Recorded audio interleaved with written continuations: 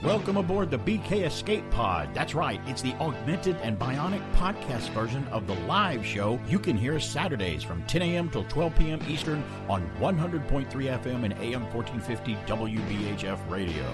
You can stream the show live there Saturdays at WBHFradio.org or on the free Tunein app. Look out, here we go.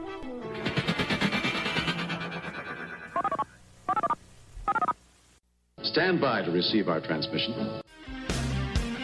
No, we're not on the air yet, but now there we go. I just heard well, the way you were talking, I thought you were already doing show content. Like yeah, it did. About that. You know what we're talking about? By the way, I have not seen The Mandalorian yet, but I have heard what happens thanks to the internet. There's no way to avoid it. You can't stop snooping. You're like that kid looking for the gifts in the store. I wasn't looking for it. It just happened to just. Sometimes when they put it in the header, you know what? Why don't put spoilers? I will tell you, the groups that I subscribe to, the Facebook groups and stuff. Right. Like there's one that I belong to called the Mandalorian Fan Group. Yeah. And they are very good about putting like a bunch of like dots and say that basically to be followed or spoiler below, right? Before they so they can talk about it with people who've already seen it, right? But I don't accidentally stumble across it. Well, that's the problem. I don't do that. Welcome. He wasn't in our way. No. I'm just trying not to look at all the sweets in this room over there. I know. I'm not talking about you guys. So, by the way, hey, it's BK on the air. Good morning, by the way. AM 1450 and 100.3 FM WBHF. I am disposing and administering nostalgic geek talk radio for 2 hours. Hey, I've got an early Christmas gift in the room here in the studio. I didn't know that this big juicy morsel of Christmas was going to be in here this morning. Walt into Darkness is here. Good that one. Yeah. I thought you meant all the food. No, and Hugh.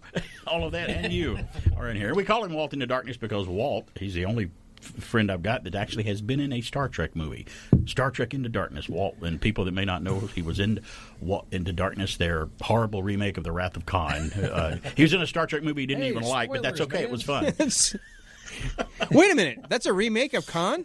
Yeah. Actually, it's a poor remake of Khan. You got to add that adjective to it. It just wasn't. It didn't need to be done. But that's. But you were in it, and you had a good time. That's why I call you Walt into Darkness. I wasn't in it, and I did have a good time. You're correct on both of those. Watch for the scene where the USS Vengeance is about to crash with Peter Weller on the Alcatraz Island, and all of a sudden there's a big scene of a bunch of people in San Francisco look on horror as it's hitting Alcatraz. You're in center screen. You come in camera left, and you pop in the center screen, and the camera's centered right on you for a few seconds as it dollies back. He's the guy in gray with the Merce. That's right. I've got the Merce, and I mean that's one advantage of being this big. And you fill a lot of space on the screen. Yeah, you got to meet J.J. Abrams. Said he was a nice guy, Great one of the guy. nicest guy you ever met.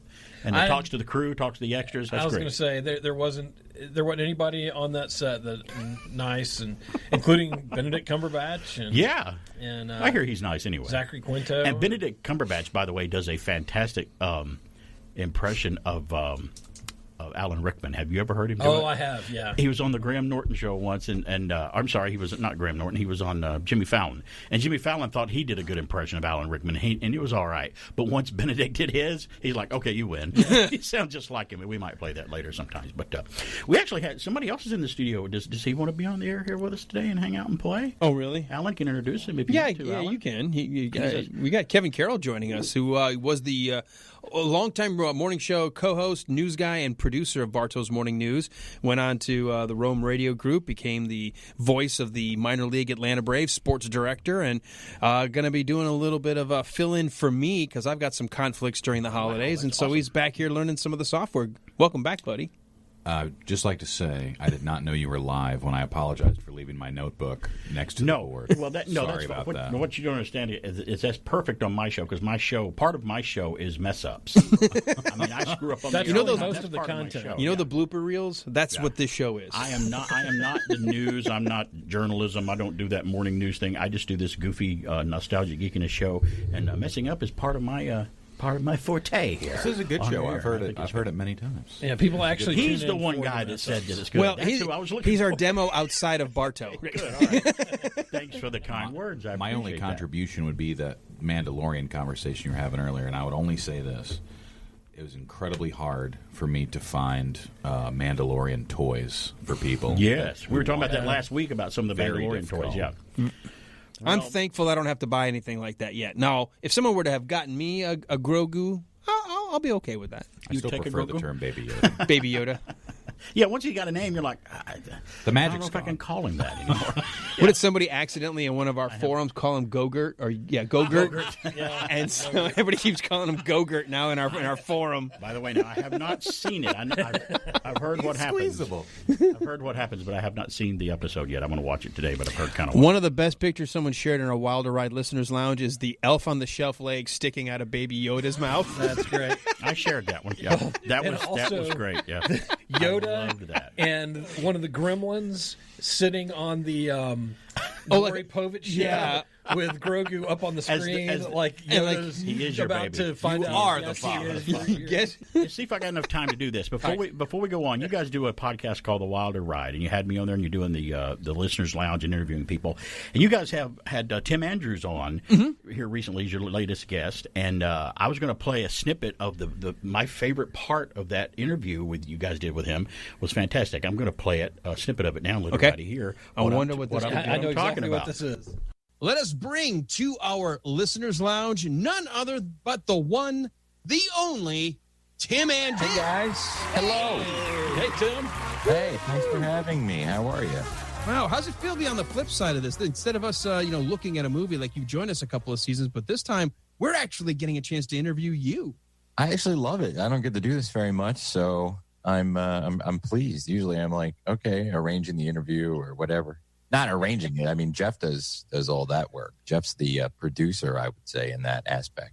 And Jeff's a great guy, too. We'll talk about him as we get to the Radio Labyrinth podcast. We actually have him to thank for our two podcasts sort of coming together as one when we first started ours a few years ago, and it's been a fantastic relationship. We've been on your show a couple of times. You and I have gotten together on radio a few times, and it's just been a great relationship that formed thanks to Jeff discovering our show. Yeah, man. We love your show, and we love being on the show, and we love having you guys on. You guys were talking about this in the intro a little bit, or you mentioned him once or twice. I'd like to talk to BK sometime too. Oh yeah, no, I think BK would love to talk to you because he's hoping some of your magic will rub off on him and somebody will eventually discover him. Yeah, that was a great spot from that podcast when you're talking to Tim Andrews. I thought it was fantastic. So now you're going to clear it up. You do not want to meet Tim. No, is that what the point of this was? I'm extremely offended that you would think that I would hitch my star to somebody else to try to increase my popularity. To try to ride That's what I'm someone doing. else's thing or whatever. That's ridiculous. By the way, I'm on his show next week. No, I'm kidding. I'm not. Just kidding. Isn't that the whole point of networking? Right. Well, hey, we went a little long, but I did want to play that. We're going to take a break now. It's BK on there, but when we come back, we're going to have a lot of Christmas stuff in the Golden Rage of TV by Pat McCormick. We'll be talking about our Christmas movies, Christmas songs, Christmas stuff. It's the Christmas show. It's BK on the air. We'll return after these messages. Sure, Sir Isaac Newton unraveled the mysteries of gravity. But could he have unraveled the mysteries of Rubik's Cube? 3 weeks ago, Judge Smith retired to her chambers with Exhibit A, Rubik's Cube. She hasn't been seen since. Warning, once you get your hands on Rubik's Cube, you may never be able to put it down. Rubik's Cube, over 3 billion combinations, but just one solution from Ideal. I'm starved. Got any pizza in the freezer? We make fresh pizza. That's complicated. Not anymore. We use pizza in a skillet. You really make it fresh in a skillet? Sure. Everything comes in the box, and you make it on top of the stove in just 15 minutes. Just spread the dough, then add the sauce and shredded cheese. Making it fresh makes it delicious. Delicious. And so fast. Pizza in a skillet from Chef Boyardee. Cook delicious homemade pizza in just 15 minutes. Like a midget at a urinal, I was going to have to stay on my toes. It's okay if you don't understand what he's talking about. He probably doesn't either. It's BK on the air on AM 1450, FM 100.3, and online using the Tunein radio app. Greetings, fellow classic TV fans. The original Hollywood Squares, hosted by Gary Marshall, ran on ABC from 1966 to 81 with over 3,500 episodes. Although it was common for game shows to have celebrity guests, most would agree Hollywood Squares held the crown with 939 stars appearing on the show. Out of all of these, it was comedian Paul Lynde who appeared the most, tallying an amazing 1,079 episodes. Taking his permanent square in 1986, Lind would usually get loaded questions so he could fire off his extremely humorous wit. It actually earned him 3 Daytime Emmy nominations for the years 1972, 73, and 74. It became common knowledge that the celebrity panel was pre-briefed on the subjects and given some scripted, humorous bluff answers that the producers called zingers. Lind's comedic timing was impeccable, based on the reactions from host Peter Marshall and the other celebrities. You see this in a popular YouTube video titled Paul Lynde and Hollywood Square's Best One-Liners. The video shows he appeared to be ad-libbing a lot of the time, especially on some answers that were likely outtakes. Also, some of my favorite moments was when he had Buddy Hackett and some of the other celebrities in stitches with seemingly random answers. Lind had such a positive impact on the show that reportedly the hyper-reclusive Greta Garbo once sent him a fan letter directly to the studio. The Hollywood Squares proved to be so popular that 30 nations created their own version. In 2013, TV Guide ranked it at number 7 of the greatest game shows ever, and I think it's a safe bet that the great Paul Lynde had a lot to do with that. This is Pat McCormick with your Retro TV trivia from the Golden Rage of TV. You can also find me on YouTube and Facebook at Golden Rage of TV and on Twitter at Golden Rage of TV1. And now back to BK on the air. Thank you, Pat, for that trip into the Golden Rage of TV. You do it every Saturday here with BK on the air. By the way, check out Pat on the internet. You can find him at the Golden Rage of TV, Instagram, Twitter, Facebook. And the interesting thing about the Hollywood Squares is when I was a kid and I would watch it, I didn't know this. I only learned this later. And if you've never read the book, the original Hollywood Square by Peter Marshall, the host, he wrote a great book. Telling you the inside story. It's people he couldn't stand on there. People he liked. It was like, wow. Really? That person was a butthole? I didn't know that. But I never knew this, but later on I learned it. All the celebrities had the answers to the questions. They all knew the answer. I always it wondered was that. up to them whether they told the false or correct answer to the contestant. They could tell a bogus answer if they wanted to. And I've heard Peter wrote in the book that if Paul Lynde didn't like a contestant, he'd pick on them and try to trick them if they rubbed him the wrong way. I'm like, oh, okay. You know what, though? That does make kind of sense because when you have the ability to at least kind of have a sense of what's coming, you can prepare and kind of be better with those the comic timing. It's probably my second favorite game show of all time. Match Game, to me, is the best game show ever put on television. I love Match Game the best, but Hollywood Squares was just so funny. And in the 90s, when they tried to bring them both back, the Hollywood Squares and the Match Game thing, and it was an hour long, and it was in the 90s, it just didn't work. No. You didn't have Gene Rayburn, and you didn't have the original guys. So who would think that Bowser from Sha-Na-Na would be a good host for a game show? Like, it just didn't work. I don't know why. That did not work. It's BK there. We're in the studio here. We're chock full of nuts here today. It's me. I'm here. Walt in the Darkness is here. Alan Shakespeare is here. And Kevin Carroll is joining us here. Never been on the show, but he's in here talking to us. Good morning. Hey, good morning. Merry Christmas. Which is kind of funny when they listen to it on the podcast. They're like, morning. I don't care what I would say it to them. Like, it's morning somewhere. Unless you're listening to it on the podcast. That's right. What should I have said? Good evening. Yeah, that works too. You can say either one. Listening to a goofy show. That's usually what I say. We gotta assign a nut to Kevin because we're all nuts. So we've decided. What's the largest? Cashew. I'm the cashew. Right. Walt is a pecan.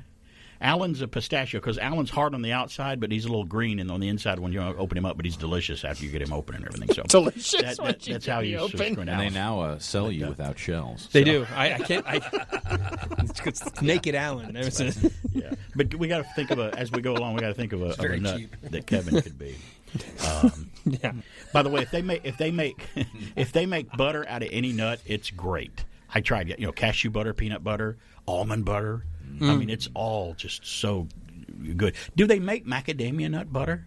Because if they did, I'd eat it. They will after this show. You're going to start a batch as soon as you get home, right? Alan would probably pick for me Brazil nut because I'm enormous. Yeah, Brazil nut. Yeah, that would work. Yeah, that's kind of cool. That doesn't have a funny name to it. I don't really like those that much, though. I like them, like maybe 2 of them, and then I'm done. I'm like, I don't really need any more. My girlfriend does, so that would help. Okay. That would make sense a little bit. Kind of like a walnut.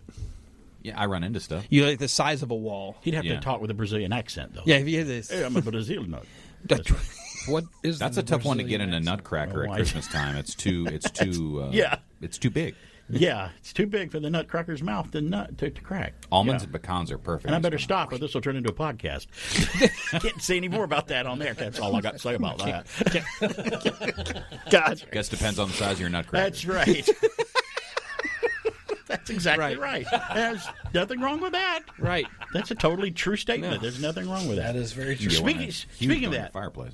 Remember the Planters? I don't know if they still show in classic commercials. The Planters commercial that they would show during Christmas that had the Nutcracker would come in, and the Planter, Mr. Peanut with his little monocle and everything. Mm-hmm. Do you remember the one where the end of the commercial had the Nutcracker coming into the party?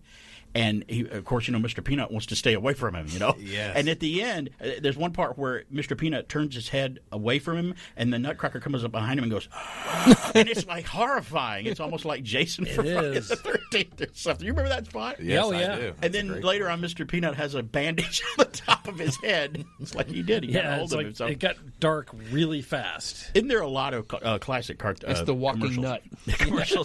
Commercials for Christmas. We'll talk about Christmas memories and stuff like that. The Norelco shaver. Oh, yeah, with where Santa. the Santa Claus is writing. I mean, when you see that one, that's a great commercial. That is so classic that they were rerunning it not that long ago. I was like, oh, my God, I'm instantly transported back to Norelco. I need to buy an electric razor. And they really didn't change the claymation part of it. It was kind of the same. So I thought that George Lucas didn't go back and remaster it, thank goodness. So. Digitally done. Right. He didn't have to do that. Add animals in the background. Santa's really clear now. That North Pole's a lot bigger than I remember. I like them more grainy and jerky, like the stop motion thing. Hey, that's when we've lost it, when they go back and go, we've gone back and remastered Rudolph the Red-Nosed Reindeer. Why? We've removed that clunky stop frame animation, replaced it with wonderful 3D effects. No. Didn't they take away his cigarette on... oh, yeah. On, why can't I think of his name? Yukon Cornelius. Cornelius, They took away his cigarette, I think. I think they edited that out. Wow. Then I wonder what copy that I have. Well, they still... He's children to see the tobacco. And, he carries a revolver. He carries a gun. I wonder if that's edited out. I don't know if that's been taken. I'll have to check it out and see. That's He's crazy. not a very PC character. Just add a walkie-talkie to it. Yukon Cornelius. Right. He's always licking his axe and stuff. Well, yeah, he's looking for silver and gold. Silver and gold. Yeah. How do you know? How can you tell by what it tastes? Well, he pulled it out. Nothing. And the little tongue always reminded like a cat tongue when he came. He was like, An old miner's trick, Alan. You got to learn about it. That's great. Look, those mining colonies, you got to take what you can get. Speaking of that, stay tuned. Coming up. We got our favorite top. Well, I got a top 10 favorite Christmas movies coming up later in the program. We're going to flash the audience here at the bottom of the hour as we're slowly creeping up to that. But we're going to have our top 10 Christmas movies and talk about those. Whether that's in there or not, we'll have to wait and see. I'm thinking it probably will be in there because they can be TV movies, they can be theatrical films, they can be 30-minute movies that were on television. However, there's no limit on there, no caveat that you can have. So, and I know that Kevin wasn't prepared about this, but if you want to throw in some of your favorite movies, feel free to, because we're going to go around and just count them down one at a time. Sure. One at a time from 10 down to 1. Oh, boy. I want to see how many of us match some. I know we're going to match some. I put some honorable mentions too, by the way, just at the end. I love having honorable mentions. But talk about that, and I'm also going to say that the movies that we're going to talk about that are our top 10 favorite holiday Christmas movies, I'll bet all of them are great. I don't think there's probably one on there where I'm like, I can't believe you put that on there. I don't think we're going to do that at all. So. A Star Wars special? even that, it's a holiday special. It's Christmas, That it might be great for a different reason, but the Yukon Cornelius that's currently available on multiple outlets does not have a revolver and does not have a cigarette. I knew he didn't have the revolver. Yeah, they took it out of his little doll. Can't or have action a gun. figure you can get. So what about the Santa Claus that told the kid he couldn't have a Nerf gun? That's at the mall? crazy. Did you hear about that? Where did that happen? What it was the outlet I got it off was a Florida newspaper. So I don't know if that's where it happened, but it was a Florida newspaper. Yeah, I don't know which mall, but it was a mall Santa. So how you can't made be the kid Santa cry. Claus Poor little guy. and tell him, especially if it's a Nerf gun. It's not like the kid was asking for a 45. And it wasn't just automatic, like, well, do you really want that? It was like, no, you're not getting a Nerf gun. Wow, You're not getting a gun. See, that's not going to. Yeah, Kids started crying. Did he lose his job? Yes, Did they fire he did. him? Good. I just found out. Yeah, 2 days ago I heard that they did let him go because that's and the mall apologized to the family. Good. And then the mall, I think, sent him Nerf guns. But in the meantime, a whole lot of other folks have been sending. They got so many Nerf guns that now they've kind of created their own Nerf gun giveaway to give to charities locally. Awesome. Well, at least the mall didn't take the stance of, well, we agree with the Santa. We think it's politically incorrect to be. I said in my at least show, they didn't do that. I said in my show, some of our favorite memories with our girls were having Nerf gun wars in the house. My daughter, remember the machine gun that they sold with the bandolero? I love that. My daughter, we got her that one, and she was always just laying down gunfire. I was like, oh my god, it is awesome. We used that gun to play American Gladiators in our house. I'm serious, we did. You didn't dress in the spandex though, did you? That they wore. Well, I can't. We're not close enough. I can't tell you. Oh, okay, we're coming up on a break. You can tell me off the air. Break it to me gently. Hey, if anybody showed up with that machine gun one, I just left. I'm like, I'm not playing. Yeah. I can't. How am I going to go up? My other daughter had the sniper rifle.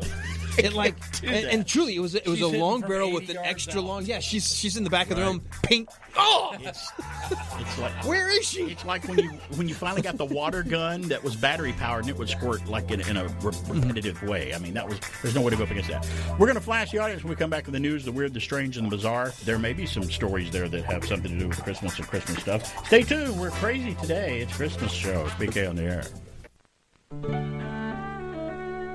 Inchworm, you gotta know. Won't you with me everywhere I go? Inchworm, inchworm, I'm telling you true. Inchworm, I love you. Inchworm, I love you. Ride up and down on the Inchworm from Romper Room. Looking for a Saturday morning place to be. Step inside the magical world of ABC. Button your shoe, we're waiting for you to have some fun. Ready or not, you found the spot, and here we come. Meet, the road runner is hurrying by. Meet, keep out of his way. And in Lidsville, kids will find that every hand has got a face and something to say. Funky Phantom, he's a ghost from history. How he got to where he is a mystery. Make a stop at Curiosity Shop and find fantasy is everywhere if it's in your mind. Boom, boom, yeah. Boom, boom, boom, yeah. The Jackson 5 are coming to town. So if you're looking for a Saturday morning place to be, step inside the magical world of ABC. When it comes to shows about movies and comic books, heroes and crazy news, I tune into BK on the air from 10 to noon Saturday. You know, it's the only Christmas show that I've got. Next Saturday, the show falls on the day after Christmas. We'll still be in the Christmas mood next Saturday, I'm sure, but today is my official Christmas show before Christmas. You know, well, we can use that show. I'm going to use it for venting about what you didn't get. You'll know at that point. Yeah, I told you last week. I said, well, that list is long if I go back into my childhood. Oh. It's like like the scrolls that you open the list and it goes down the floor like really far. I rolled up a scroll for that. Is that what has made you surly and bitter? No. It was something else. Not getting paid enough on radio has done that to me. But I still do it, and I love it. Having your dreams crash around you is what... I do it for free, but don't tell anyone. Don't ever say that out loud. I didn't. I just told you keep it between us. He meant as a full-time just job. among us. Yes. He meant if they hired him for 40 hours. Yeah, that's right. I do it for free. But if I do it for less, I get paid? Right, what? Exactly. Okay. Well, it's that time that we flash the audience of the news, the weird, the strange, and the bizarre. And it's all true because I found it on the internet. Oh, good. I did make sure that it's on at least 3 sites. 3 or 4, not just one. You know, I got the first news. I don't believe you. You're wise, Grasshopper. No research From UPI. Here's another one. Here we go again. A metallic structure that appeared via unknown circumstances outside a Florida bar is drawing comparisons to the mysterious monoliths that pop up around the globe. Do the 2001 in the background. I don't know how to do it. Pierced Cider Bar in Fort Pierce. What do you do that? Posted up. Do the 2001? How does one do the 2001? You know, you had one job. I asked him to do one thing, and he couldn't even do it. Do this obscure thing. He can do the Transformers noise. He can do that. Yeah, I could do that, but this isn't a Transformer story. That works. Well, that's metallic. The Pierce I Cider. had my hopes higher for that. Oh, did you? Good. Well, I was kind of at the last second. I didn't do the vocal warm-ups. Sneak some of that in his coffee, Alan. He'll do whatever we want. that you got in your pocket. The Pierce Cider Bar in Fort Pierce posted photos of Facebook of the 10-foot-tall metal monolith that was first spotted outside the business on Wednesday morning. The business and security camera footage failed to record the structure's installation. How did it miss that? That tells me it's an inside job. Yeah. Turn the camera off while we put it in here. The object bears a resemblance to the monoliths that have been spotted in various locations around the globe after the first was discovered in November. We remember this. We reported it in the Utah desert. The bar put tape up around the Fort Pierce monolith to keep the public at a safe distance. Yeah, we don't want to kill the monolith crushing. The Fort Pierce Police Department said investigators have no information about the object. My God, it's full of stars. It's full of stars. Have you seen the memes that have come out of this? Yes.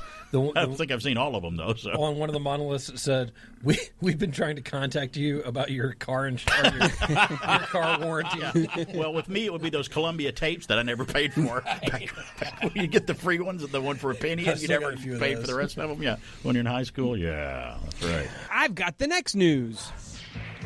This also from UPI. Police in Wisconsin said an honest stranger who found $3,000 on a sidewalk saved Christmas for a family by helping return the cash. Returned all $2,000 of no. Christmas story. The Wausau Police Department said residents walking in the city found a bundle containing $3,000 in cash, multiple Christmas gift envelopes, and a bank receipt. The resident turned the money over to police, who contacted the institution listed on the receipt, the People's State Bank, and were able to then find the person who it belonged to. We had the story last week about the jewelry. Yeah, the jewelry came out, and people returned that. That's nice.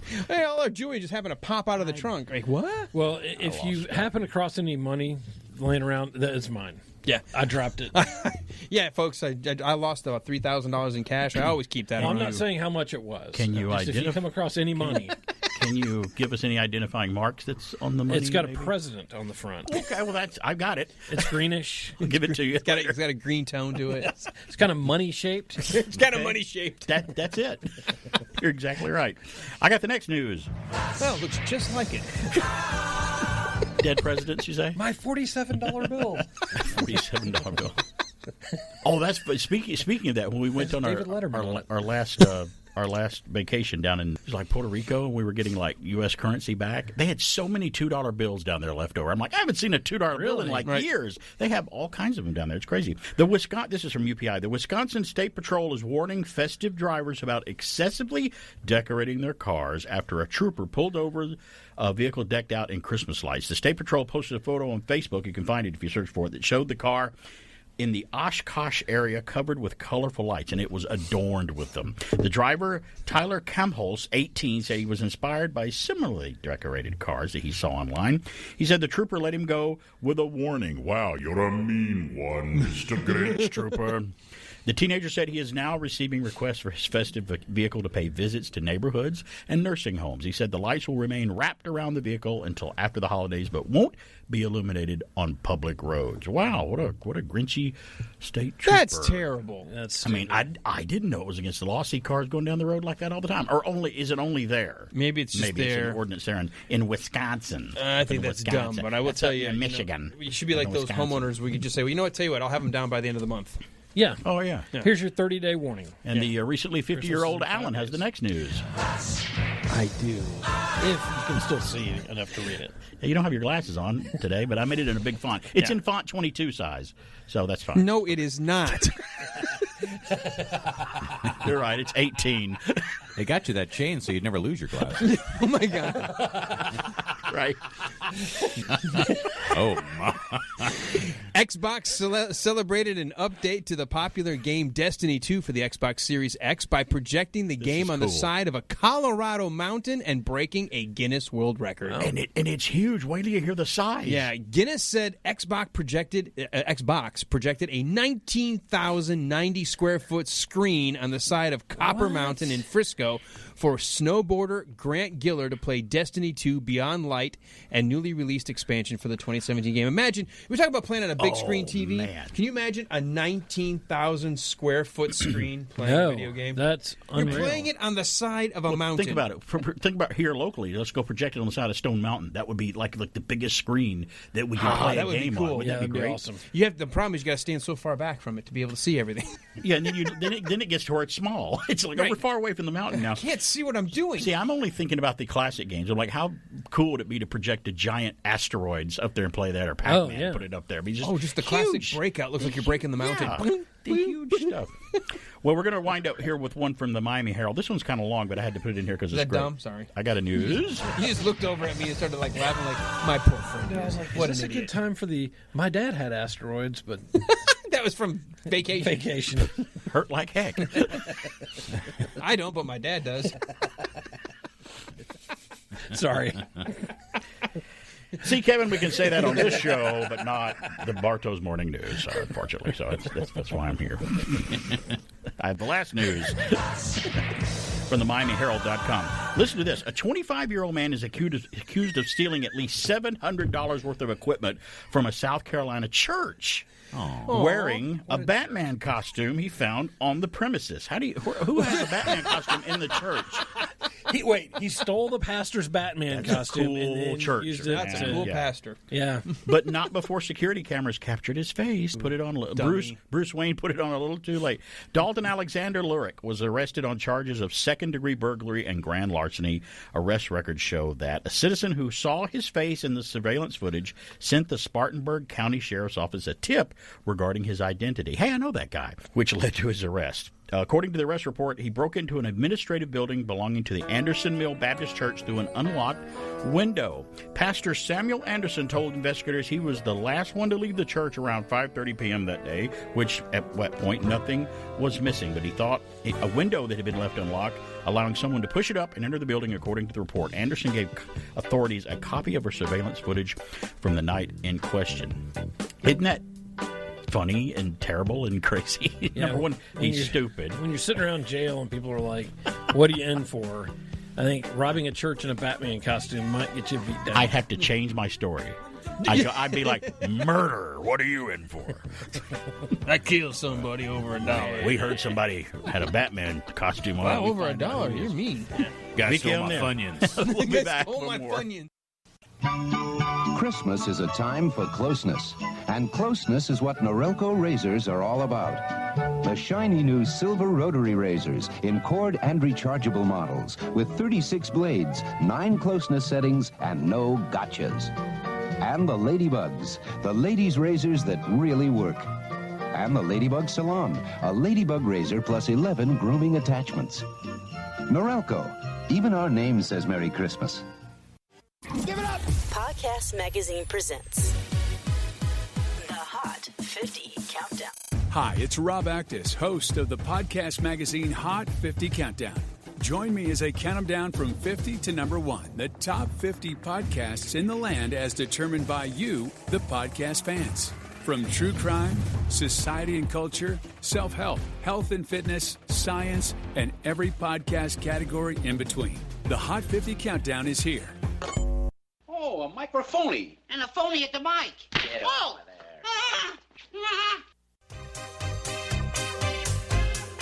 Little Gremlins rag there by Jerry Goldsmith.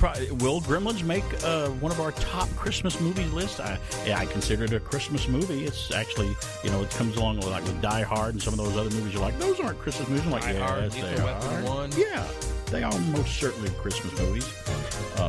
Gremlins is one, but we're going to start it now. We've got our list of our favorite Christmas movies, and by the way, it's BK on the Air, by the way. Alan Sanders is in here with me, as he is every Saturday, and having a good time. Merry Christmas. Merry Christmas. Merry Christmas. What happened to you? I don't know. Merry Christmas. You have an allergic reaction? Somebody put something some nuts in my mouth. Oh, yeah. Too close to your mouth? Yeah. Trying to eat the microphone. Walt in the Darkness is here with us as well, and Kevin Carroll is in here for the first time joining us. Maybe for the first time of many times popping in here. So whatever you'd like. A phrase Alan and I never hear at our house. I'll take something funny. not said in Casa San Monaco for 1,000, Alex. I'll take that anytime. This is the way. This is the way. Yeah. That's what I hear a lot of. I like him already. This is the way. This is the way. So Christmas movies. I have honorable mentions too, but I've sat down last night and I thought, well, come on. I mean, I've had my list for a long time, but sometimes it changes. Sometimes newer movies pop on there, flips around or whatnot. Did you know, did I ever tell you that I wrote down, I tried to sit down once and write down every movie I've ever seen. You did say that, and then I'm up to about 5,900.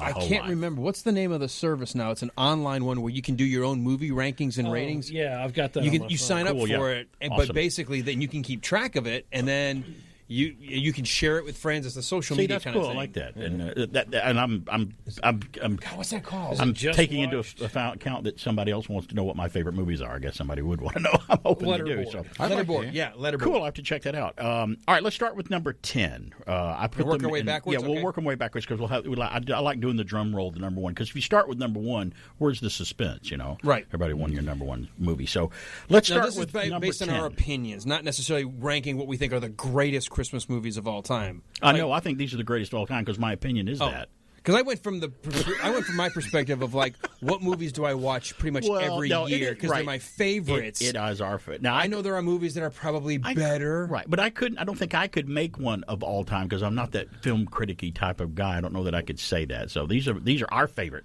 of all time. So that's the only ones that count. As of right now, this year, Christmas 2020. As of today. And stay tuned later in the program day. I'm going to have Billboard's top 10 most popular holiday songs of all time, too. Some of those might be surprises. Now, this is from Billboard. They're the gold standard of listing that. So let's start with number 10.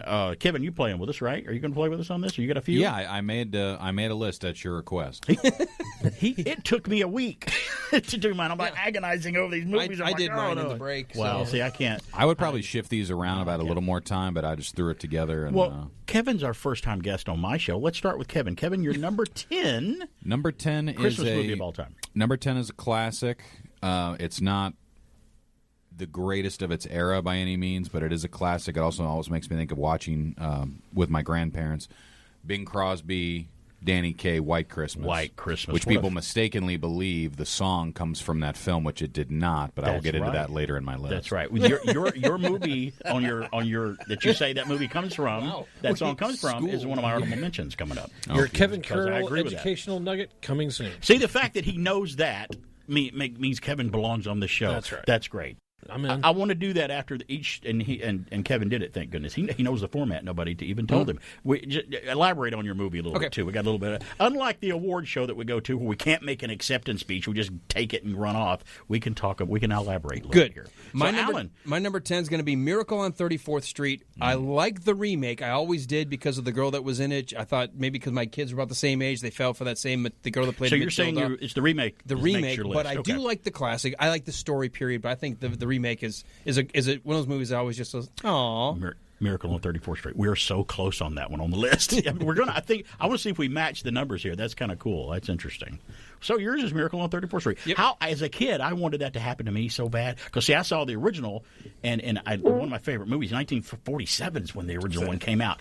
So when I saw it, I'm like, well, I really like Santa Claus. You know, I love any movie like that where there's just enough the hint of magic that even the adults go, wait a minute. Yeah. That's still the best part of that movie. It's a great movie. Walt, what is your number 10 on your list? Scrooged.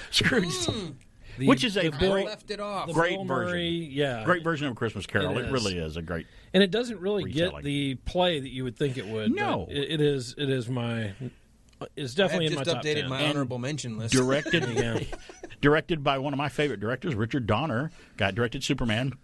It was great. I loved hearing the stories they told about how much Carol Kane and Bill Murray did not get along with each other. When she slapped him, it was really hits in the face. And he didn't like that. I'm like, that just adds to the scene. You know, you're not supposed to like each other. So, whenever I hear Richard Donner's name, I think Richard Donner can never have a party because the Donner party. Well, you wouldn't want to eat the food at his party. That's for sure. It's always strange when they go to the restaurant. Donner party of 12. Yeah. Donner party of 11. We need. Oh no! Now it's 9, 8. Don't say 8. Yeah. We need to research that. We need to see if Richard Donner is related ancestrally to those people at the Donner Party. Who knows? I'm sure he does not want us to do that. No. No. Another guy, you mentioned Lethal Weapon movies. Richard Donner directed the Lethal Weapon movie. Started out on The Twilight Zone, directing episodes of The Twilight Zone, believe it or not. Number 10. Well, that's a great number 10. That'll be on my honorable mention, by the way. I got that one on there too. My number 10 is a movie that the Salkinds made. The producers of Superman did a movie called Santa Claus the Movie, and it came out in 1985. I saw it. I thought it was a great Christmas movie. It came out and it laid the biggest egg. It blew up like a bomb in the theater for whatever reason. It just didn't do very well, and has since gained cult status since 1985 when it came out. But if you've never seen it, David Hiddleston plays Santa Claus, and he's one of the best actors, I think, to ever play Santa Claus. Dudley Moore's in it as Patch the Elf. John Lithgow is the bad guy. I mean, it's a fantasy movie about how he became Santa Claus back many centuries ago and follows him all the way up into the 80s, where the movie takes place. So it's an underrated movie. Henry Mancini does the score. It's got some great songs in it. So Santa Claus the Movie, number 10, made my top 10 list. Let's go back over to Kevin. We got a few minutes here before we break. Kevin, get one more in. Number 9. Number 9 is a remake for me. That's a remake and an extension of the original, the Jim Carrey version of The Grinch. Jim Carrey Grinch. A lot of people love that version of the new one. Yeah. It's hard to – I don't even know how to explain it. It's not a Christmas classic. It's not even a spot-on remake of an original work, but to me it is interesting and it's good. And for whatever reason, to me it's one of those movies. Like, do I like it? Yes, but I always watch it. Mm-hmm. But you don't need to justify it because all you need to say is it's on Kevin Carroll's list of Christmas movies. That's all you need to know. Yeah, yeah, and I like hearing Hannibal Lecter narrate it too. Always good. Speaking of the Donner Party. I will. Yeah. The scene with him is like little baby Grinch and then second grade Grinch. Yeah. That's the best part of the whole movie. Yeah. I will say this: that movie was a lot better than the Cat in the Hat remake with Mike Myers. Oh, that was horrible. You know what's crazy? My daughter that trash Lex, can in there is better than that. That movie came out I think at the same time as Jurassic Park, right? Didn't it? The Cat in the Hat? No, The Grinch. Oh, I don't know. No, Jurassic Park was 93. Something about, I remember this, my daughter, Lexi, freaked out at The Grinch. Like, it scared her. Like, they left the theater. Jim Carrey's but loved Jurassic Park and has become her favorite movie. Like, she was okay seeing, like, dinosaurs eat people. Yeah, but watch Jim Carrey do the goofy faces and act but something about the costuming. It just, things just as a kid will hit you. That movie. And she still to this day is a little freaked out by looking at the way Jim Carrey's Grinch looks. I can totally relate to her. It is a little scary looking. I can totally relate to her. I was much more scared of the child catcher in Willy Wonka in Chitty Chitty Bang Bang than I was the shark in Jaws. I'm like, the shark in Jaws is cool. I'm a little scared, but that child catcher in Chitty Chitty Bang Bang, he was just not good. So we're creeping up to the top of the hour. We got one time to squeeze in another one. Alan, you want to go My down number to your 9, number 9? and I'm just because I love Tim Burton and I love this movie, The Nightmare Before Christmas. It's one that I watch every year between Halloween and Christmas. The only reason I didn't write that on here, and I love that movie, is because I just have it more as a Halloween movie than a Christmas. And it belongs on either list. That's why I watch it somewhere in between. That, yeah. In betwixt. It's a good November 12th movie. Yeah, there we go. Yeah, watch it in between. That's perfect. Yeah. It's a Thanksgiving movie. Not really. It's in between. Okay. It's in between Halloween. But I just love the lore that Tim Burton kind of creates, almost his own version of why Christmas exists, and that there's a special town, it is a special Halloween town. What happens when you mix the two? And not all Tim Burton movies are great. We don't like all of them, but that one is another really good one. Corpse Bride wasn't that great. I thought it was okay, but his little animated movies. So Frankenweenie is one of his early ones. Was really. I like that. Have you seen that one? I like most of the Nightmare Before Christmas. Making the little song of Making Christmas. I sing that at Christmas. It's just a Christmas song. It's ours this time. There's another director that his stuff as soon as you see it. That dark circles under the eye look, that artistry that he uses. What happens when goth spills all over the screen? Yes. Oh, look, I got goth on my screen. I spilled it on it. Wipe it off. It must be a Tim Burton screen. Get the alcohol in the Windex. Hey, we're coming up on a break. It's BK on the Air. We're going to take a break and hear from Fox News. And when we come back, we'll count down more of our favorite Christmas movies. And we'll have some Christmas hits. Christmas stuff, Christmas memories. It's the Christmas show before Christmas. BK on the Air. The prophecy has come to pass that there would come to us a chosen one. And that he himself would be an artisan and a skilled maker of toys. From this day on, now and forever, you will bring our gifts to all the children in all the world. This is your legacy and your gift, as is the gift of flight. It's them! Every year, the magic happens again. Merry Christmas! It certainly should be. Until now. What are you? I'm an elf. An elf? Yes. You mean like a fairy? I mean, I'm talking modern methods of production here. I'm talking assembly line. I'm talking way for the future. Now someone wants to take the magic out of Christmas. We say bigger, better. It's going to cost you. Cost? Cost who? The people who buy the toy. For nothing. We're going to give them away free. For free? Well, that's how we do it at the North Pole. Well, that's not how we do it here. Santa Claus is finished. I just wanted him to see what a good assistant I could be. Only one man can stop him. Only one man can help us. And he's coming to take you for a sleigh ride in the stars. Alexander Salkind presents Dudley Moore and John Lithgow. The legend comes to life for the very first time. With all the magic, all the adventure, all the wonder. Santa Claus, the movie. Seeing is believing. An Alexander and Ilya Salkind production. From the people who brought you Superman the movie, Santa Claus the movie, as Alan pointed out. Just put the movie after the title. And I don't know if it's a good movie, but it's a great trailer. It is a great trailer. Some would argue it's a better trailer than film because it flopped in the theater. But it's one of those movies where everybody has that film that no one else liked but you did. That's kind of one of them for me because it's total holiday. It's a total Santa Claus feel-good holiday movie, and I don't know why it didn't become a classic like a lot of others. And since then, home video, Laserdisc, DVDs, it has gained cult status now and has become popular again, which may be like Tron and Blade Runner. It'll have a sequel maybe later on since those were flops when they first came out too. We were down to number 9, right? Did we get to Walt's number 9? Walt's 9. We're counting down our top 10 Christmas films of all time, our favorite, and we're down to number 9. We're going in order here. Now we'll go to Walt for his number 9. My number 9 is Muppet Christmas Carol. Muppet Christmas Carol. Fantastic. Can't I argue told with you, that. all these movies on our list are going to be great Christmas movies. You can't probably go. You know, when wrong with Disney any of Plus these. came out, even though it was in the middle of the summer when I first got it, I went and watched that because I hadn't seen it in so long, and I love Michael Caine as Ebenezer Scrooge. Michael Caine's great, and of course the Muppets are just great. Oh yeah, the Muppets are good in anything. I would argue that some of their later films lost some of their humor, or Some of the luster. Some of the guys, but the Muppet Show is one of the funniest TV shows in the '70s that was ever on. Mhm. I mean, it was adult humor mixed in with just enough Muppets for kids to watch it too. Yep. Let's go to my number 9. My number 9 is a TV movie, and it's a classic from 1965, and it just came on not too long ago. A Charlie Brown Christmas is my number 9. I couldn't. I kind of questioned the order of these, but I had to put them in order just because they're high up doesn't mean I don't like them. It's just, to me, the ones above these are a little better. So a Charlie Brown Christmas. When you hear the kids choir sing that song, does that not make you feel like it's Christmas time when they start saying Christmas time is here? That It just and reminds you of Christmas. the theme of Schroeder's theme when they're playing. He's playing the piano? Yeah. Do. Whenever that starts on the radio, I'm like, okay, turn it up. I know exactly what that is. So there we go.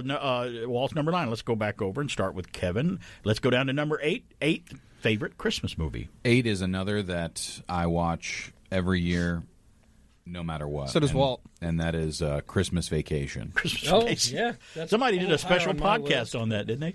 Yeah. So we did extra bonus Oh, I episodes know. on that. I don't know about the cat, but I sure am enjoying it. I just like it when he tries to cut the turkey. It just I've seen turkeys like that before. I'll dry it out. It's terrible. Yeah, you know what? It's not For me, it's not my favorite, but it was fun we know. to break it We down. all Oh, it's fun, but you can't deny it's funny. It's just so funny.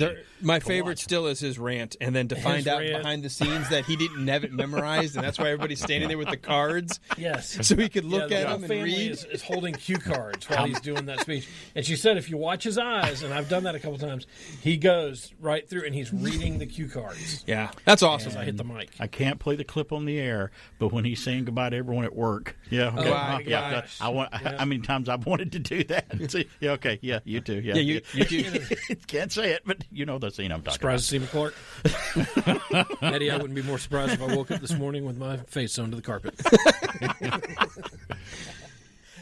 Yeah, he's a heck of a good cook.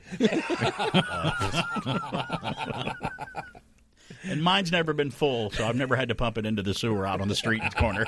I've never had that problem either. Isn't there? Thanks to Eddie. Isn't he supposedly ad-libbed that too? That He speech? probably did because they're so funny. Yeah. What a funny Cheese of the cast. Month Club. Oh, Clark, that's a great gift. It's Oh, the gift my that keeps on giving. Goodness, Jelly of the month. It's that what it clicking was? along. Clark, that's the gift that keeps jelly on of the giving month, that's what it all was. year. Alan could be right. We could do the whole show. Would be this list. We're Well, up the to daughter's in rehab. We're Right number out from the wild turkey. Number 8 We're for number me. 8, Alan. This will be easy because it was your number 9, the Charlie Brown Christmas special. See, we got close on 2 of them. Yeah. That's funny. And So you'll we don't see have to another go come up. too deep into it. But Just, it is it's a great classic. movie. It's classic. And it's props to HBO Max after they said they weren't going to let it go out on TV.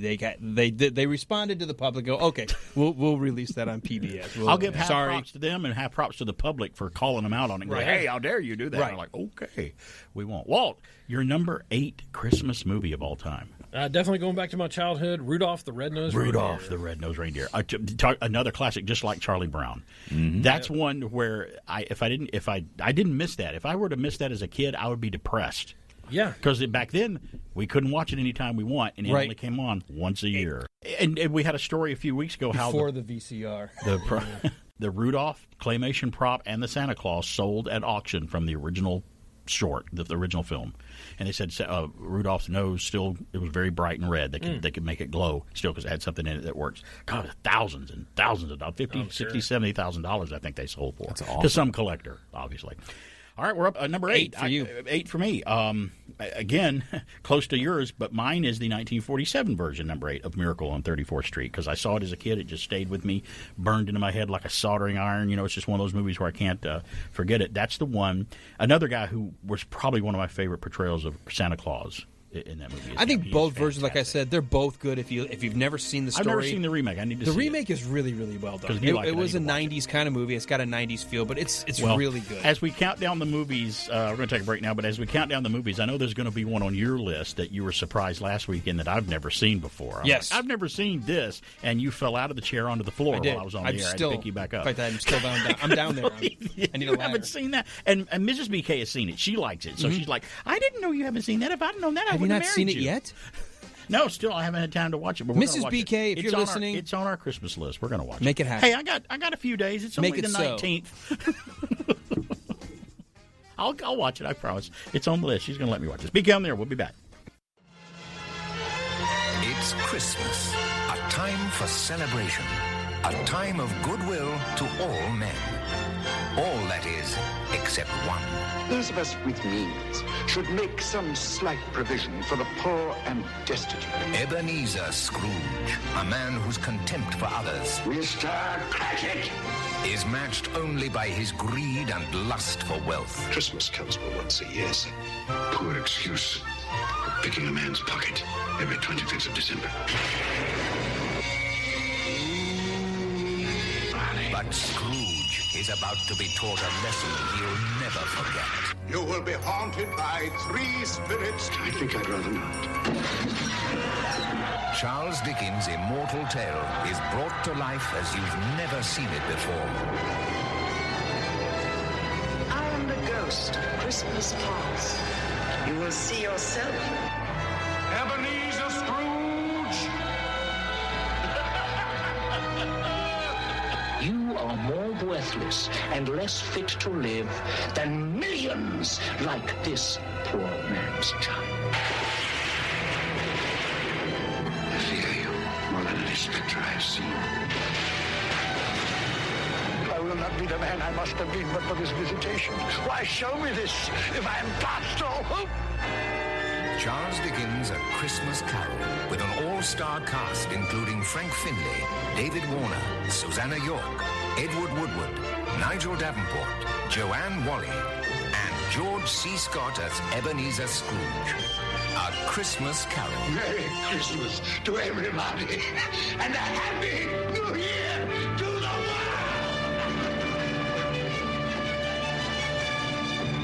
Christmas Carol. Merry Christmas, everybody. There's the trailer for the 1984 version. Just keep listening, because you'll see if it makes our list or not. We're counting down our 10 favorite Christmas movies of all time. No one can say George C. Scott held back in his performances. No, he never did. And that's one thing I really liked about him. I count myself as a huge George C. Scott fan. He's awesome. Anything he was the best thing about the horrible Exorcist 3, the third Exorcist film, which was not very good and directed by the author of the book.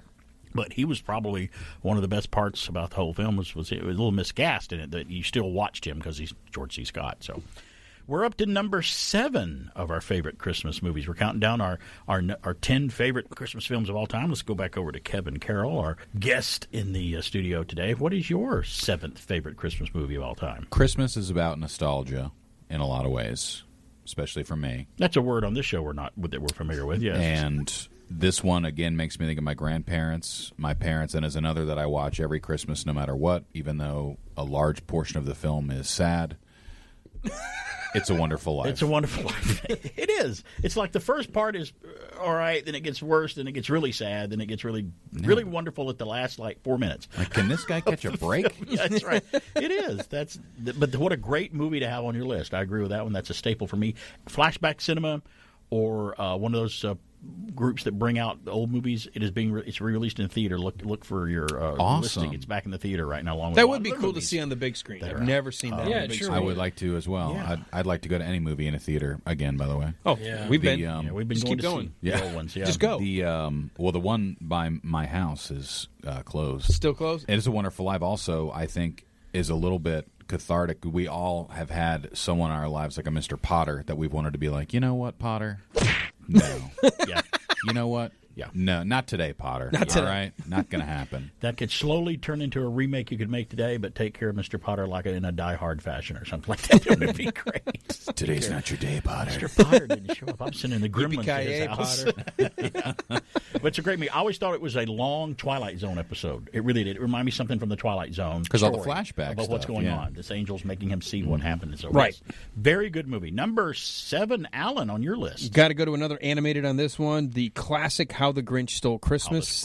The cartoon, the Chuck Jones. Which is what? It's only 38 minutes long. It's really short. It's not very long, Yeah. but it's still so good. It's like It is. I turn into so a good. 5-year-old again seeing it for the first time, just like with Charlie Brown. Isn't I'm just that like, what it's supposed to do to you? yeah, That's what it's it awesome. does, yeah. Boris Karloff, the narrator. I mean, Almost nothing in American And film history has ever been narrated better than that.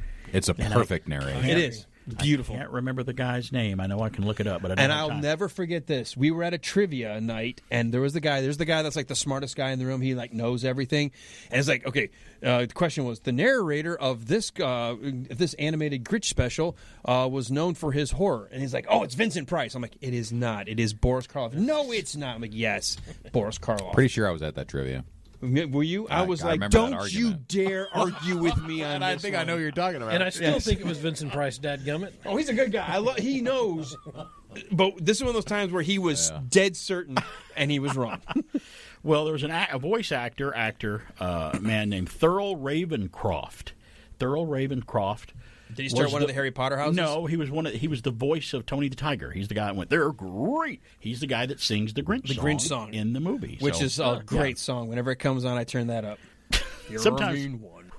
when we're walking around in the grocery store a few weeks ago, and it's becoming, Christmas is going on, and she's shopping, and I'm walking behind her, and I'm the goofball in the grocery store. I'm the one that I'll Wait, I don't see that. I'll be in line and cut the cheese and walk away, like leave it there, or I'll pick up the 22-pound turkey and put it in the buggy, and she'll see it, and I'm like, get that out of there, and this thing is like 50 pounds or whatever.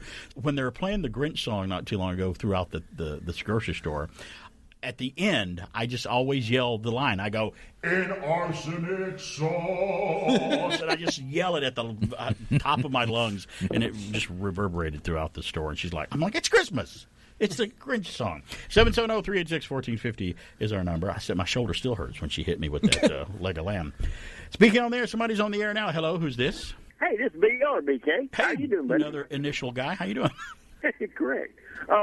If I'm not mistaken, not saying that you are, but I thought Boris Karloff sang the Grinch song. No, he did not sing it. That's a misconception. I thought that when I was a kid. I'm like, oh, he sounds like he's singing the song. No, that is actually Thurl Ravenscroft, the guy who was the Tony the Tiger voice. Right. Yeah. Right. Well, I heard that, and but I know the other day I heard it somewhere that it was Boris Karloff did it. But anyway. Yeah, you mean another outlet reported that Boris did it? Yes. They would be incorrect. That's why you come here for your information. Fake on this news, show. You're exactly right. It's fake news. Do you like? I love the How the Grinch Stole Christmas. Do you like it too? Absolutely. If you had to pick your one favorite Christmas movie of all time, since I got you on the air before we go, which one would you choose? Do you have an absolute favorite one?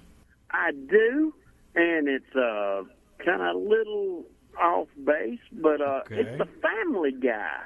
Family Man, excuse me. Which one? With Nicolas Cage. It's a Nicolas Cage thing. Okay, that's your favorite. You know, with the little. That is well, good. I mean, it's like number 2. All-time favorite, it's tough to say. There's so many across the board on that. Yeah. But The Family Guy, or Family Man, excuse me, it was probably number 2. White Christmas with Bing Crosby. That's a lot of people's number. That's a lot of people's number one. All right, buddy. Thanks for calling. Always good to hear from you. Merry Christmas. Thank you. Y'all have a great. All right, you too. You too. Bye.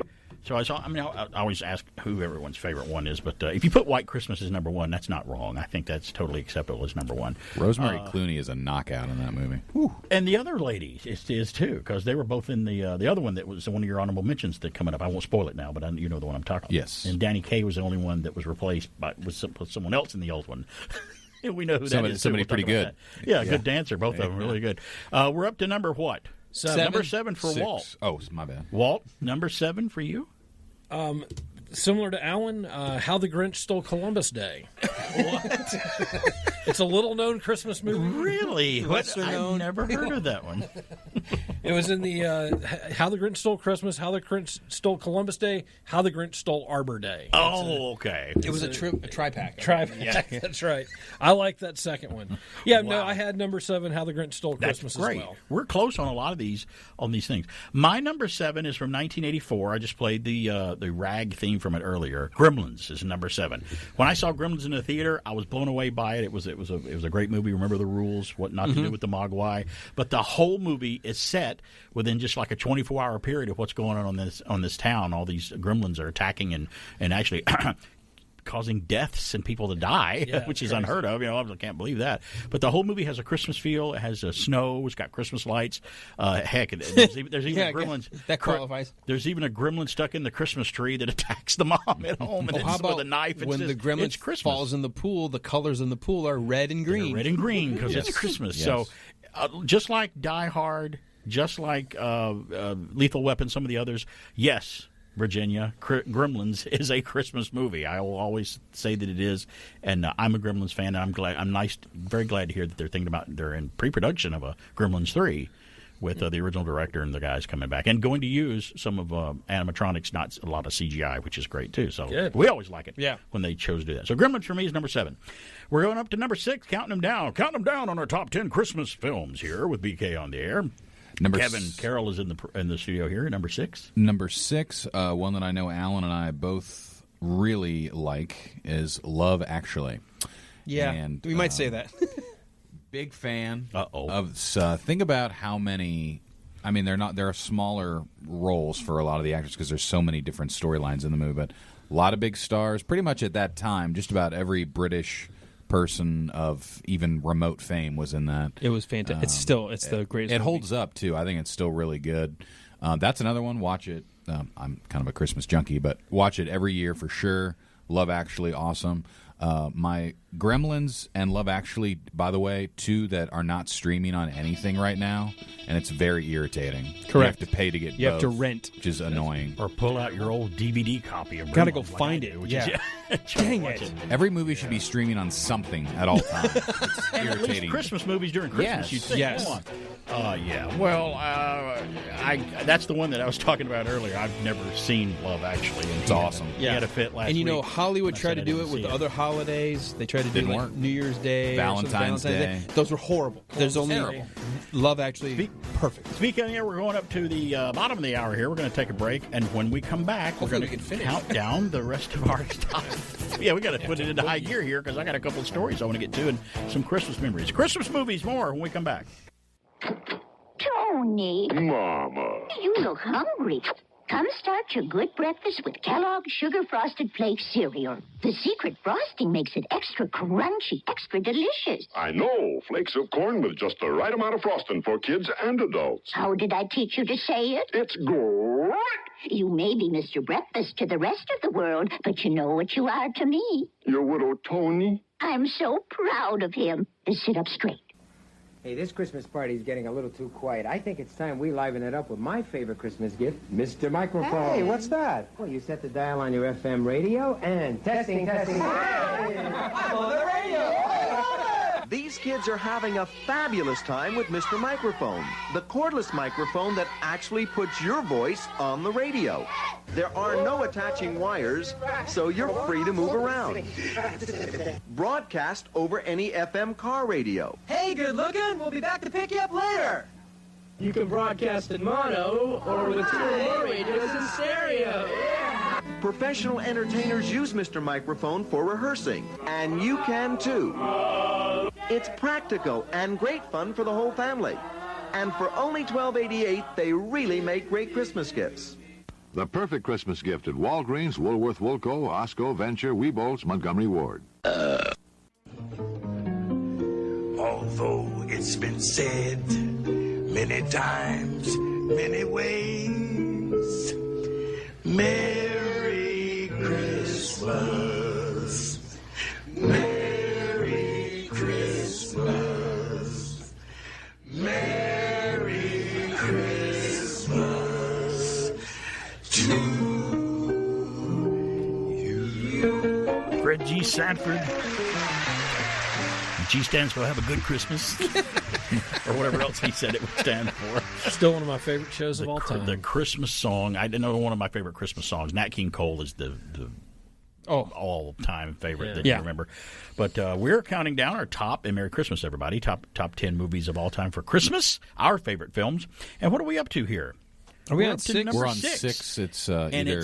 it's Alan's turn for my number turn. 6. That's my right. number 6 is Home Alone, and part of that is because it was a movie that came out when my kids were little, so that was one of their early Christmas movies that they loved. And I still to this day, I think Chris Columbus has always been one of those good directors. I think it's a great movie. It's fun. I love seeing the kid beat the bad guys. And the making of, if you've never seen the films that made us on Netflix, it's great, the backstory behind that one as well. I had no idea they built the house set and filled it with water like that and did the whole scene. Everything in an old high school. I couldn't believe that they did that.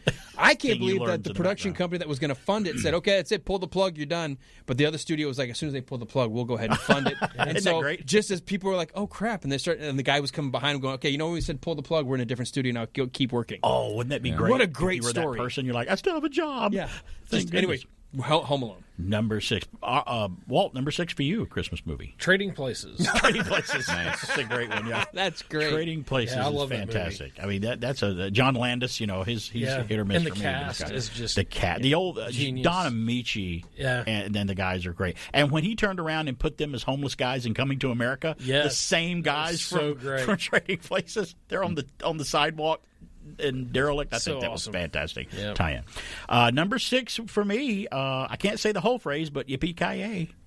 Exactly. Whatever. Die Hard. I had the pleasure 2 weeks ago of seeing Die Hard on the big screen at the theater. They released it for Christmas. Great movie. And I went to see it THX. It was the great remastered print. And I sat there and watched that film. And I'm saying, other than some of the the cell phones they're using and a couple of other things, it's kind of like Jaws. It belongs in any era. You could watch it any time and still be blown away by no pun intended by Die Hard. Fantastic Christmas movie, and yes, it is one. It's a Christmas movie. Anyone can't argue. They're wrong. Great movie, belongs on everyone's top 10. And we're down to number 5. I got a nickname for him now. Since he's here, Kevin Christmas Carol. How about that? Been hearing that for no, he's never heard that one. Well, he never heard it on this show. It fits, though. It does fit. And what is your number 5 Christmas movie? Number 5 is, I'm starting with a series here, which will continue. Home Alone 2: Lost in New York, which is also Christmassy. The follow-up, and like Alan said, raising his kids. Not that Alan's old enough to be, well, maybe. My dad. He's 50 now. Alan's 50 now. He's 50. Alan, we got some news for you, by the way. No wonder Susan and he are such friends. Those are movies of my childhood, both Home Alones, big time. Yeah. So Lost in New York, love that one. To me, it's 1 and 1A, but I have original Home Alone higher, but Home Alone 2 is also very, very good.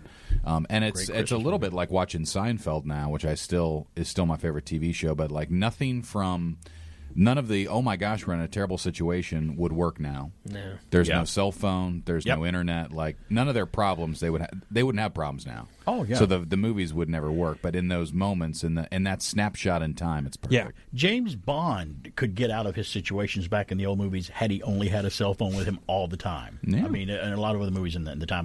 But Alan and I have talked about it. People that can't enjoy movies simply from the era they're in can't enjoy movies at all. Then you might as well just watch new ones because you have to remember when the movie was made. Right. Yeah. If it doesn't have a cell phone, no big deal. Yep. Alan, number 5 for you. We're halfway there. Tim Allen, The Santa Claus. The Santa Claus. I love that. I thought that was so cool. The everyday guy being made into the Santa because he stumbled across the Santa, breaking into his house, and he read the card, and the clause, like your clause of a contract, and he had to become Santa. I loved it. Here's another movie I haven't seen before. I've never seen The Santa Claus. Yeah, it's not a bad trilogy. The third one's kind of weak, but the first 2 are pretty good. It gets progressively worse. Count them down. Opinion. Number 5, Walt. For you, A Christmas Story. A Christmas Story. There you go. Okay, that ranks a little higher on my list, but it is on my list as we click later on. Well, I mean, some of these are, That is that movie kind of flopped when it came out. Yeah, it did. Over the years, just gained momentum at Christmas. It got played, and now it's considered like one of the most successful ones. As far as people have seen it, and TNT shows it for 24 hours at least once a year. Yep, and it's got a lot of memorable lines. And my father worked in profanities like other men. Worked with oils and clay. Yeah, Gene Shepard. It was his true medium. Yeah, the dog's getting in the kitchen and the leg stuff. lamp. Yeah, that's. When I was younger and I saw it for the first time. The lamp is awesome. I said, that's the Night Stalker from television. That's Darren McGavin. Oh, yeah, it's the Night Stalker. So, yep. Great one for number 5, Walt. My number 5 is a TV movie, which was actually the pilot movie for the Waltons called The Homecoming, A Christmas Story. It's a TV movie CBS did for the Waltons. We watched it every year as kids growing up. It's just the pilot episode. Only the kids and certain other cast members made it into the Waltons, the TV series. The parents were different actors. The Baldwin sisters were played by different actors. Different actors were playing, but I think all the kids wound up going into the Waltons, the television show. Interesting. Other than that, but it's a great story and a TV movie to watch for Christmas. We're going up. We're counting them down. Number 4. Let's go back over to Kevin for number 4. Your 4th favorite Christmas movie. We've already hit on a little bit. Original Home Alone 1 with Chris Columbus, who Alan, you had it. I would later. What? I had it at number 6. Number 6. Okay. All right. Cool. Pretty close. Right in the middle of the pack. That was that one was big. It's still to this day. Wait, Kevin, how old were you when Home Alone came out? When did you see it? Original Home Alone, 7, I think. 7 years old. He's a little younger than we are. I got to remember that. Well, 6 you're or all 7. younger than me. So. Just a hair. Walt and I are the For older me, ones in the room. I threw in the most recent addition to what would be the Santa and Christmas lore and all that. But who can beat Kurt Russell as Santa Claus in the Santa Chronicles? Well, I haven't seen that. I haven't seen that. Was awesome. Came out 2 years ago. I loved the second one. Not quite as strong as the first, but still worth seeing Goldie Hawn as Mrs. Claus in the sequel. So, but the Santa Chronicles, really, really good flick. Mrs. BK watched it last week and said, "Yeah, you need to watch it. It's pretty good." So she just watched it and said it was good. So that's a good. Must be good to be on your top 10. Yeah. Who could beat Kurt Russell as Santa? Great, man. He's a great. Because he always had that twinkle in his eye, and then all of a sudden with the big beard, and he's like acting like he's still Kurt Russell a little bit. It's like, okay, that's a cool Santa. That is a cool Santa. He's fantastic. He does look the part. In anything he's in, and he was certainly fantastic in Guardians Volume 2 as Star-Lord's dad, Yeah, he was. Kind of Santa Claus-y in that, only with a little worse intentions. Evil intentions, says Ego. Walt, what is your number 4? Number 4, A Christmas Carol. A Christmas Carol. Which one? Version. Which one? Yeah, the original. The 1938 one or the 50s one? The 1950s. The 50s, 51. Okay, 1951. All right, wow. It's a great story. We've talked about it. Yeah, Scrooge it is. learning. Must be good that's been done so many times. I know. I mean, I like it 3 different versions. And even the subplot gets used in so many sitcoms eventually. They always have that one where they get visited by something and they go back and visit what they did in the past. And that's just a classic. Played a clip of Fred Sanford singing from Sanford and Son. He did his own Christmas episode where the ghosts come. He falls asleep, the ghosts come and visit him too. A caller mentioned Family Man. That movie is there's some very strong similarities because he's shown We're going to take a break. We'll come back with more. To say that you behave childishly is an insult to children everywhere. WBHF in Cartersville. Lacey thinks the wife is missing. Didn't ask for her permission. I'm wearing her clothes, her silk pantyhose. Walking around in women's underwear. Yes, and Alan's singing right along with that here. I love that studio. song. That's kind of cool. And I think you can't play them all anymore. We've walking around in women's underwear when we've all been 770-386-1450 is our number. I'm a big fan of that whole Twisted Christmas. Are you really? Yes. Twisted You're a Christmas? fan of Twisted anything. Yeah. Twisted Yeah. I always sing Police Stop My Car at home. He loves a parody. He's like Michael Scott in that. I do. No, I'm not anything like Michael Scott. Yeah, you are. No, that guy's so... Sure. You even liked all right, let's get back to the you fun. even liked our you even liked my Oh Holy Night one that I played. That was horrible. It was so horribly funny. We're counting down our top favorite Christmas movies here. It's BK on the air. We're down to, is it number 4? Yes. Yeah, 4 for you. Yeah, 4 for me. Okay, my number 4 is, we already talked about it, so we can move on. 1946, Jimmy Stewart, It's a Wonderful Life. That's a movie that I'll watch every year. It's going to be released in the theaters again, so I want to go see it in the theater when it comes out. It's just, to me, a long Twilight Zone episode. And it's... And Kevin was right. It is very depressing. It's an uplifting Most movie of it's at the end. sad. So, yeah, but a lot of Christmases are that way for some people. Number 3, Kevin, on your Christmas list. Number 3, and this is one that I have always believed, will always believe, is 100% a Christmas movie. And I love it. One of those. Yes. Die Hard. Die Hard. Yes. Original. Original Die Hard. Fantastic. Awesome. Awesome. And something about it that's funny to me every time I watch is like, when, I mean, I know when he's going to, but like, man, get your shoes. Find some shoes. Find some shoes. Get the shoes, man. There's got to be some shoes in some room there somewhere. Because, I mean, really, the lack of footwear is the largest obstacle in saving the day it's for much of that. To watch him run through the glass. Dragging like blood along the floor. Sitting in the bathroom, picking it out Oh, of and the then his bandaged foot is kicking the window to get... Oh, like being a hero is not easy. We all know what that feels like. It's tough. Alan stepped on a T-bone once. his dog Ripped left the behind, bottom so we of my know foot it's really bad. Number 4, Alan, your favorite Christmas movie. Number 3 now. Number 3. Oh, number 3. It was my number 4. Number That's right. 3, and part of it is the nostalgia, but we said it earlier, Rudolph the Red-Nosed Reindeer. Of all the animated, all the stop motion, it is still the absolute best. Say enough great about that movie. I'll never think of Burl Ives any other way than as the animated snowman, the narrator of... It even looks like him with his little mustache and everything. Rudolph. His little... little goatee almost. His little Colonel Sanders from Kentucky Fried Chicken mustache. Number 3, Walt, for you on Christmas movies. Well, every Christmas, I hope that Buddy finds his dad. That'd be Elf. Nice. Elf. That's my... Who I forgot that John Favreau directed the other day. I'm like, I forgot all about that. He directed that. One of the early movies. Yeah. You know, in fact, Netflix has the holiday movies that made us this month. Have you seen that? No, and this is Elf is one of them. It's really great. Wow. Favreau cameos as the pediatrician in that, too. What is that? Favreau does the cameo as the pediatrician, where he tells him not to eat the cotton balls. Remember? Don't eat that. Keeps eating it. My favorite scene is when he's singing along with her and she's in the shower. Oh, yeah. Yeah, that's Baby, It's Cold Outside. You know, the song you can't sing anymore, but we don't care. Right. Number three for you. Going to number 3. Mine is, and pick your version, but my favorite is 1984, along with Kevin, A Christmas Carol with George C. Scott. Probably, that's a staple. I don't care if I miss all the other movies. I watch that one every year. Now, you can also watch the 1951 version. That's the one I saw as a kid first. And check out Patrick Stewart's version from 1999. It's pretty slick. It's the best looking one as far as production value goes, I guess, but who cares about that, just so it's entertaining. So A Christmas Carol, a timeless story. We've talked about it before. So we're getting close. Number 2, Kevin, we're going up. Number 2, the shortest movie on my list and one that I would never, ever miss, Grinch cartoon, which, like we talked about earlier, I think is maybe the greatest narration in the history of anything. Yeah. So good. We know a few Grinches, don't we? We don't do. like it, yeah. I'm just waiting for a few and for their hearts to grow 3 sizes too big. And burst through. Grinch is perfect. It hits all the themes that you want. Yes. And arsenic sauce, yes.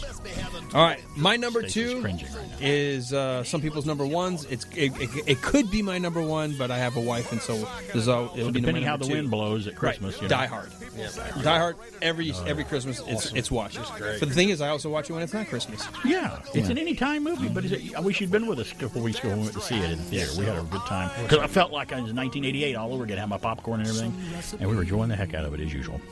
Walt, number 2. Number 2, Christmas Vacation.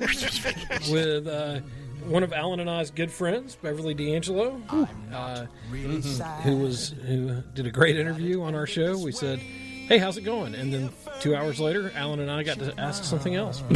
2 hours later. But yeah, Christmas Vacation. It's awesome. It is funny, and the vacation films. To me, the weakest one is the European Vacation, but it has its moments. But it's the weakest one out of the 3 for some reason. It is not a funny movie, but it has funny moments. Yes, and Vegas Vacation. The less that's said about that, the better. I'm like, this is a movie pretending to be a vacation movie, but it's not. Total train wreck. Chevy but Chase is in it. It's on. But side note, you ever want to see a side of Beverly D'Angelo that you've never seen before? Watch a horror movie called The Sentinel. And that's all I'll say. Watch The Sentinel. You'll see a lot more of Beverly than you've ever seen before. Just say that. Well, I do have the internet, so. Well. It's a movie, though. It'll take up a little more of your time. Number 2. I just want to skip to the naughty bits. Number 2. That's a whole different story. Remind me to tell you that porn film story. Okay. I can tell it on the air later, but we don't have time for it today, but it's funny. The reasons I used to watch them and the reason I would watch them later as an adult that's were my completely favorite part of European Vacation, when the tape gets out. Next thing you know, everybody's like, she can't figure out why they're looking at her, and then she's on the side of the bus. Again, one of those one scenes that in it is kind of funny. That was it. That's right. Number 2 for me is, we've talked about it before, so we can move on, 1964. It's amazing that it came out that long ago, Rudolph the Red-Nosed Reindeer. Again, one of the staple films that you have to watch as a kid. And if anybody doesn't like it, I can't be friends with them anymore. Yeah, there you go. Especially if they're near my age. Come on. Jeez. All right, we're going to start with number 1 with Kevin. Kevin, what is the number 1, the piece de resistance, the Christmas candy cane movie? Number 1 combines all elements of Christmas that I love. Christmas is kind of like baseball in that way. It marks your years to me, like through the time, and in American history in a lot of ways, especially the 20th century. Number 1 to me, Irving Berlin, Bing Crosby, Fred Astaire's Holiday Inn. Holiday Inn. It has absolutely everything you want in a Christmas movie, and there's some really cool backstory to how that was made. Irving Berlin struggled to find things that they needed to film it because we had just entered World War II, and at that time you had things were rationed. Like, it's for the war effort. You can't have as much milk as you want or as much beef as you want. In this case, as much certain materials that they needed. And so they were like pulling cloth off tablecloths and stuff to try to put it on dresses and different things to make it. It was really cool behind the scenes of that. And it came out and lifted people's spirits at a time that was very difficult. In 1942, for America, obviously, it was a great movie at that time to take people's minds off of what was going on in the world. And it also gave us one of the most famous. The actual song, White Christmas, was written and recorded for the movie Holiday Inn. And what a fantastic looking movie. The sets, the inn, because most of the movie was filmed on a soundstage. Mm-hmm. The sets, the scenes outside of the inn through the window with the snow and everything. You look at it, you're like, that's outside. No, it's not outside. It's a great set.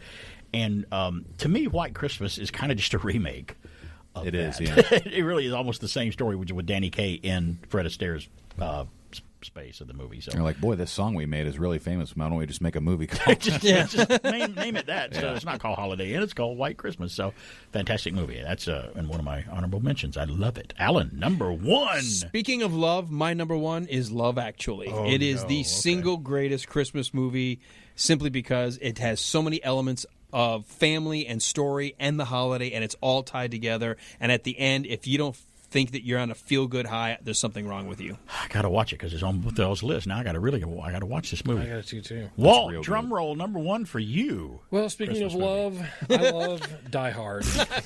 There's a lot of love in Die Hard. You're right.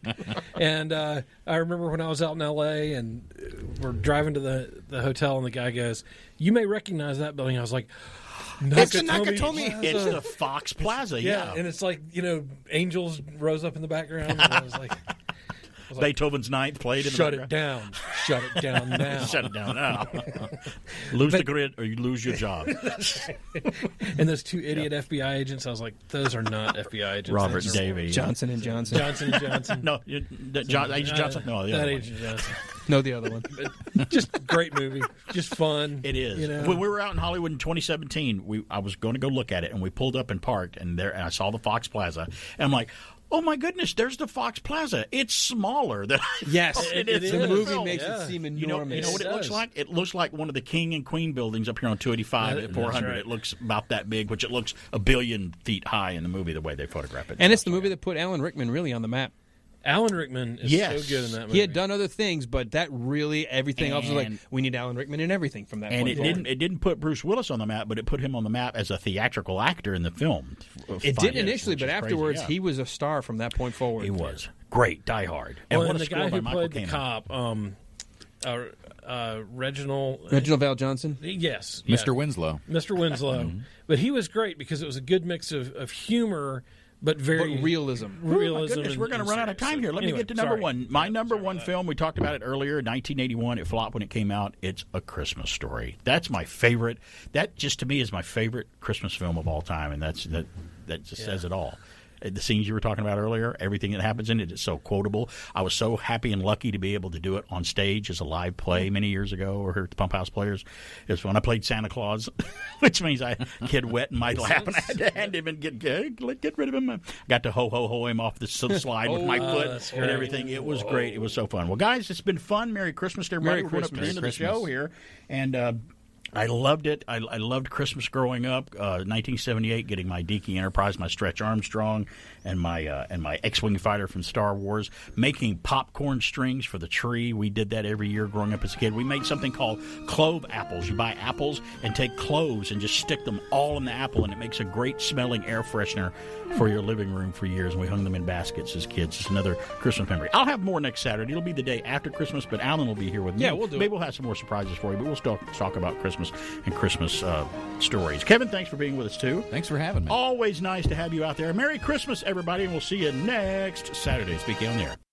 This is Stan Lee about to read The Night Before Christmas by Clement Clark Moore, who would probably turn over in his grave if he knew I was going to read this. But here we go.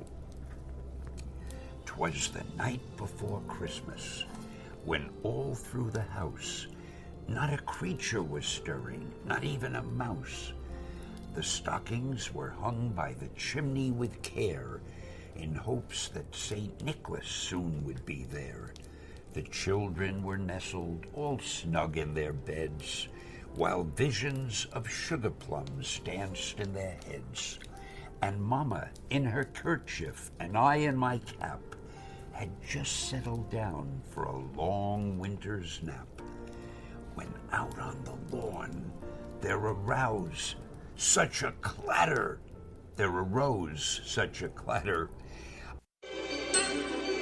Happy birthday!